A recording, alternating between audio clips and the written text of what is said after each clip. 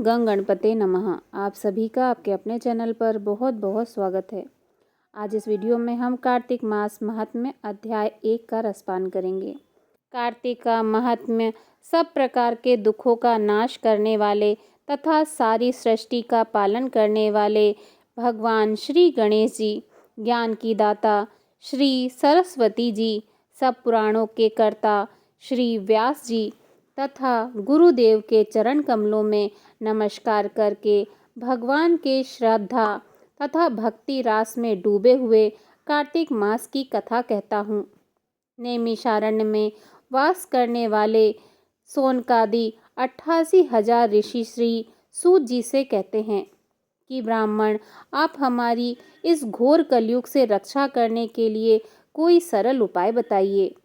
उनका यह प्रश्न सुनकर सूत जी कहने लगे, हे ऋषियों, भगवान के चरणों में तुम्हारी अटल भक्ति देखकर मैं तुमसे कार्तिक महात्म्य की कथा कहता हूँ, जिसके सुनने मात्र से मनुष्य के सब पाप नाश होकर वैकुंठवास हो जाता है। आप सावधान होकर सुनिए। एक समय नारद जी ब्रह्मलोक में जाकर सारे जगत के कर्ता श्री ब्रह्मा जी से विनीत भाव से पूछने लगे कि हे पितामह, कृपा करके कोई ऐसी सुंदर कथा कहिए जो सब पापों के नाश करने वाली हो। तब ब्रह्मा जी कहने लगे कि हे पुत्र, भगवान के चरणों में तुम्हारी ऐसी प्रीति देखकर मैं तुमसे कार्तिक मास का महात्म्य कहता हूँ, जिसके सुनने मात्र से मनुष्य के सब पाप नाश हो जाते हैं और वह बैकुंठ का अधिकारी हो जाता है। कार्तिक मास भगवान को अति प्रिय है।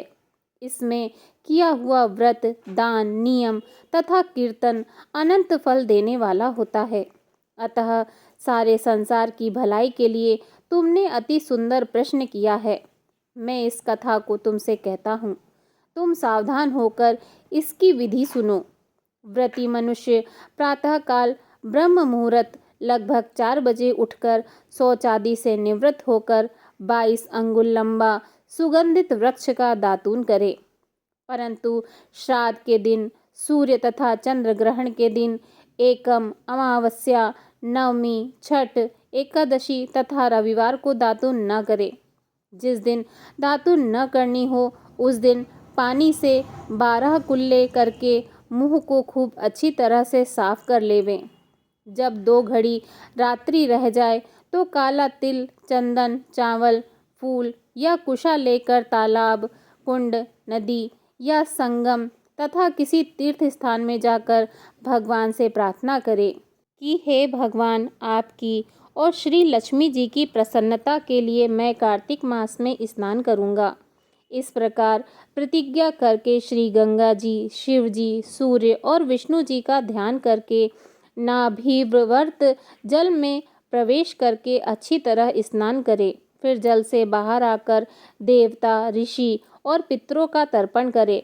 स्नान के पश्चात षोडोपचार विधि से भगवान का पूजन करें, भगवान को अर्घ्य देवे और प्रार्थना करें कि भगवान श्री राधा सहित मेरे इस अर्घ्य को ग्रहण करें।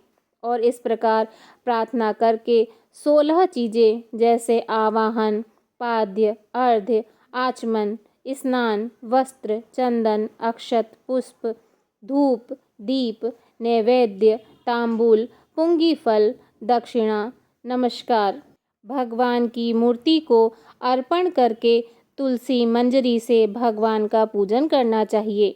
इसे षोडोपचार पूजन कहते हैं। बोलिए भगवान श्री हरि विष्णु जी की जय। ओम नमो भगवते वासुदेवाय नमः। कार्तिक महात्म्य अध्याय 2 सुनने के लिए मेरे चैनल को लाइक करें और सब्सक्राइब करें। धन्यवाद। जय श्री राधे कृष्णा।